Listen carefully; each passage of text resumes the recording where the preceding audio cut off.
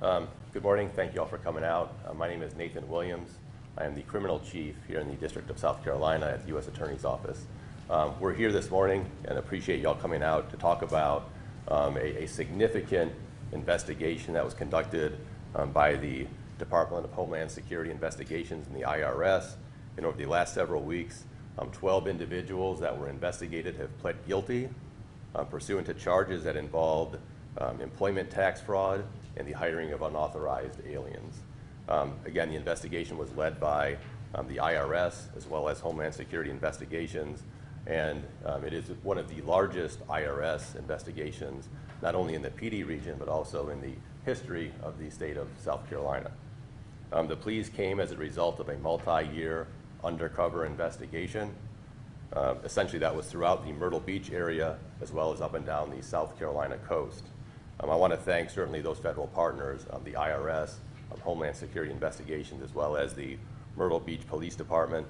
They devoted significant time, if not years, to this investigation, again involving their agents in an undercover capacity. The operation targeted essentially individuals and companies in the construction industry who are using unlicensed check cashers to make under-the-table cash payments. So payments being made off the books, under the table, and essentially depriving the honest businesses, the taxpayers of South Carolina and of this country of tax payments. The check cashers also submitted false certificates of insurance. Derek Shoemake, an assistant U.S. attorney with our office, will speak to that in a moment. But suffice it to say, this case largely revolved around individuals making under-the-table payments and correspondingly not making appropriate tax payments. What's noteworthy about this case is the scope of that conduct. As I said, it's one of the biggest IRS investigations in the history of the state, and just in the charged and indicted conduct, we're looking at about $15 million of illegal payments of illegal checks that were cashed. Correspondingly, there were millions of dollars of lost tax payments that should have been made as a result of that $15 million going through the illegal route or through the illegal fraud. Suffice it to say, when tax money is stolen, when it's not paid, it's taken seriously in this state. It's taken seriously by the IRS, by Homeland Security Investigations, and the U.S. Attorney's Office.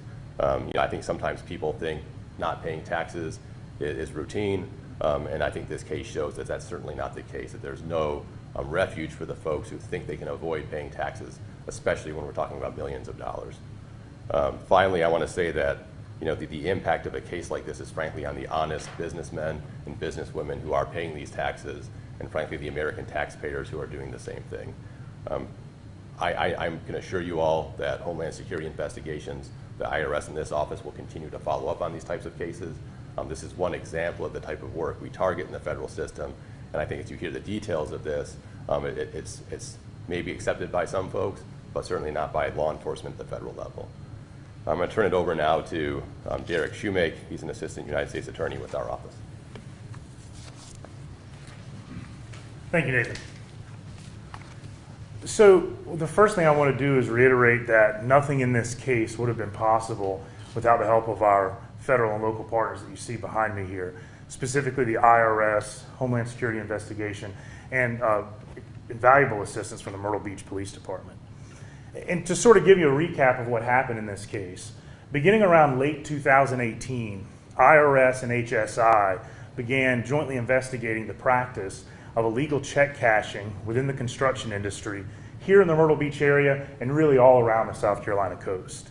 The scheme basically worked as follows. A member of a construction company would meet with an unlicensed check casher, and they would meet in places like parking lots of retail shops or coffee shops.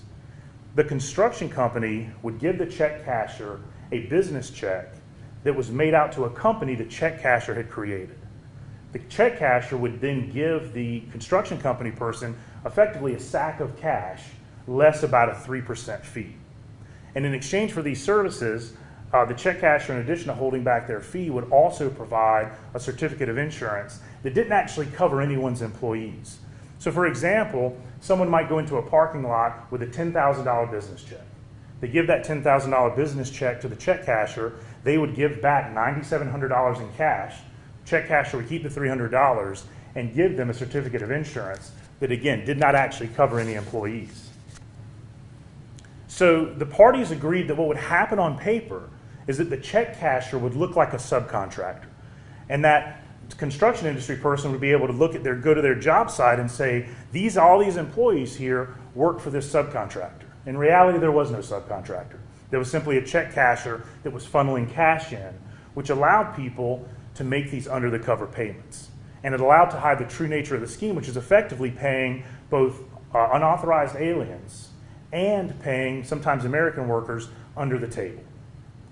And in approximately 2019, IRS undercover agents embedded themselves and made recordings of several of these transactions, which helped lead to the pleas today.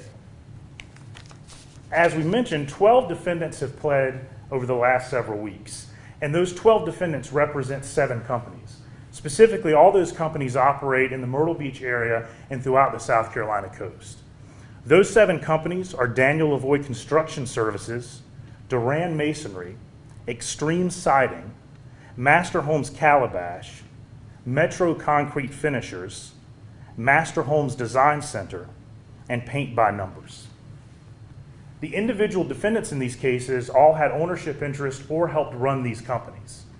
Each defendant in this case faces a maximum penalty of 5 years in federal prison for conspiracy to defraud the United States, and they face 6 months in prison for unlawful employment of aliens. Each defendant also faces a fine of up to $250,000 for conspiracy to defraud the United States and up to $3,000 for each unauthorized alien that was hired. They also each face 3 years of supervised release following their federal term of imprisonment. And most importantly, particularly for the tax loss, each defendant has agreed to make restitution to the IRS. That total restitution is just under $3 million. As Nathan mentioned, these 12 pleas are only the first convictions stemming from this operation. But this office, IRS, HSI, and our local partners are not going to stop here. We will continue to pursue and prosecute those who try to get ahead on the backs of American taxpayers. We can also say that based on this investigation, tens of millions of dollars in tax losses have occurred just in the South Carolina coast alone, in this and in similar schemes. And this represents more than $100 million of checks being cashed throughout the South Carolina coast. It can't be stressed enough, this is not a victimless crime. This victimizes the American taxpayers, it victimizes those honest workers who are trying to do the right thing, and it also victimizes these workers. These workers on these job sites were working with no insurance. If one of these gentlemen or ladies fell off a ladder, there's no actual insurance. So this was a pervasive scheme that was harmful on many levels. And again, we thank the IRS, HSI, and the Myrtle Beach Police Department for their assistance. I will now turn it over to the ASAC for IRS, Dan Elliott, who will speak a little bit more.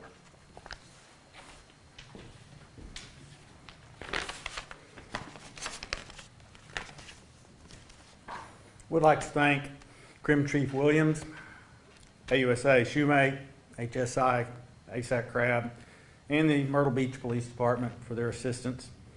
Good morning, I am Assistant Special Agent in Charge, Dan Elliott. I'm with the Internal Revenue Service Criminal Investigation, also known as IRS-CI. I would like to say I'm honored today to be here to represent the dedicated and hardworking people that make up the Internal Revenue Service Criminal Investigation Division. As the investigative arm of the IRS, CI is responsible for conducting a wide array of criminal investigations with primary focus on financial crimes. During the course of this 3-year investigation, IRS-CI special agents and our partners at HSI uncovered what to date is the largest IRS-CI employment tax case and illegal worker scheme in this region.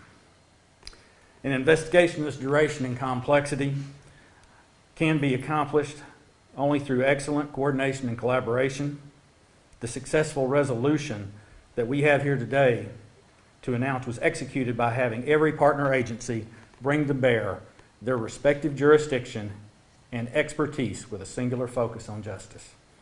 Conventional wisdom would assume that these crimes have very limited impact and only impact a very few, but it can't be further from the truth. These are not victimless crimes. These actions, unfortunately, affect all the honest and hardworking residents and businesses that play by the rules. By skirting tax obligations and hiring unauthorized workers, these businesses put profit over people and create for themselves an unfair advantage. That does two things. Not only were taxpayers cheated, but the businesses who are doing the right thing are being significantly undercut in the marketplace. We're talking about local businesses who rely heavily on a level playing field to be able to compete. Bottom line, when businesses cheat on their taxes and hire unauthorized workers, we all lose. As this investigation has demonstrated, IRS CID will not stand idly by and let these criminal actions go unchallenged. I'd like to close by thanking our partner agencies.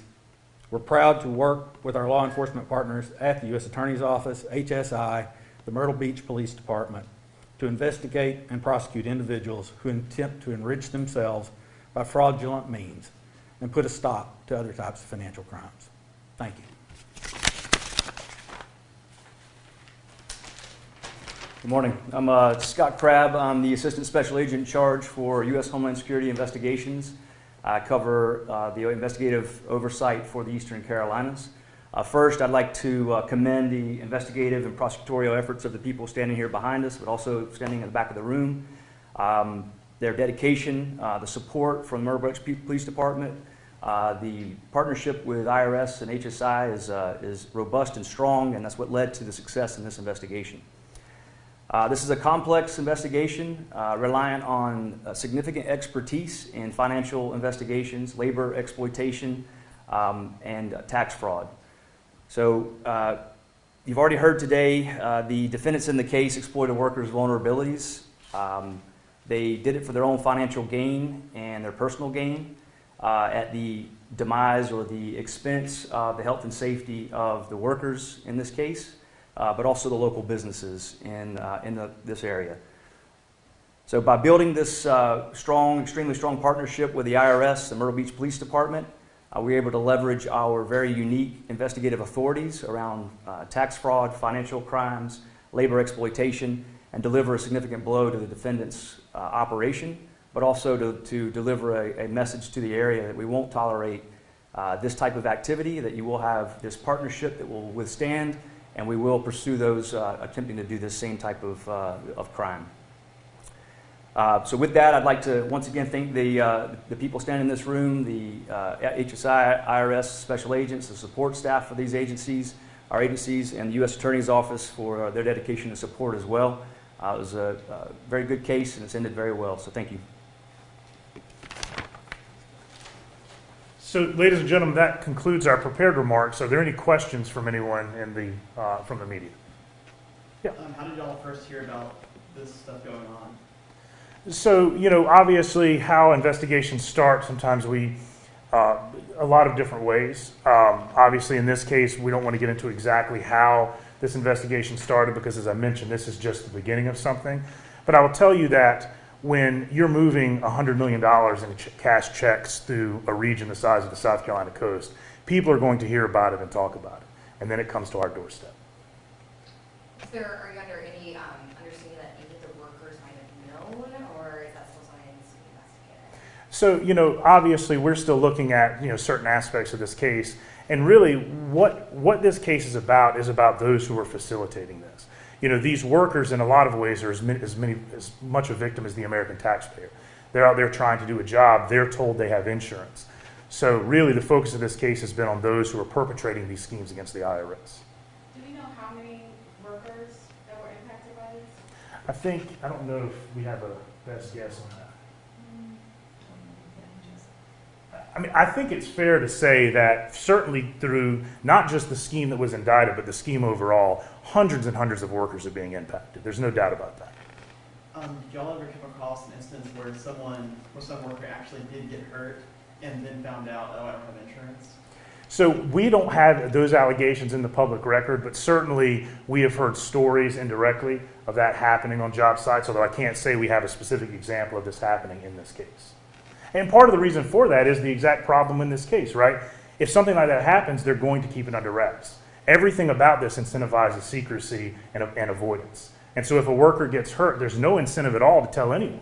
The only incentive that exists is to make sure that worker is quietly pushed away to a hospital. And because so many of these people are undocumented, they're not going to leave the hospital and go report that to the police, which is what makes this such a nefarious crime. Is this still an active investigation? The 12 pleas that have pled ends that particular investigation as to those companies. But yes, this is still part of a much larger and active investigation.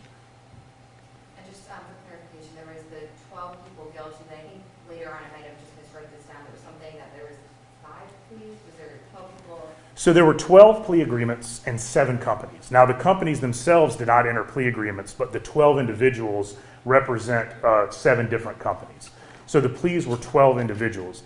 Now we have also had one other case that was indicted. It was a check casher who has since fled. Now obviously the allegations against that particular individual, a gentleman named Adriana De Arojo, those are obviously just allegations and he is innocent until proven guilty. But at this point he is considered a fugitive by the United States.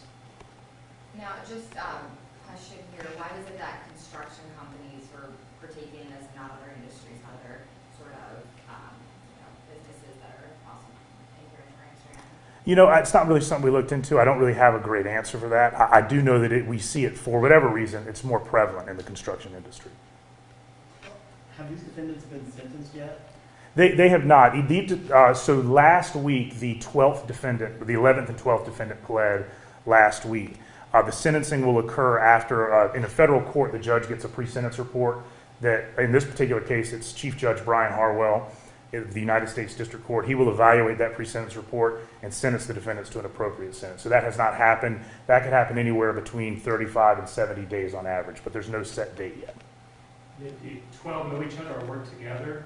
So as I mentioned, those 12 work across 7 companies. Within each company, those people work together. The charges were, in fact, conspiracy. I think the evidence in the case will ultimately show that certain companies knew what the other were doing, but we did not charge a direct link between the companies. But within each company is a group of conspirators who are doing this together. Any other questions? Let me make sure. Did I miss anything? Okay. All right, thank you all for coming. I appreciate it. My contact information is on the press release, so if you have any follow-up questions, please, my cell and email are both on there. So thank you all. I appreciate it.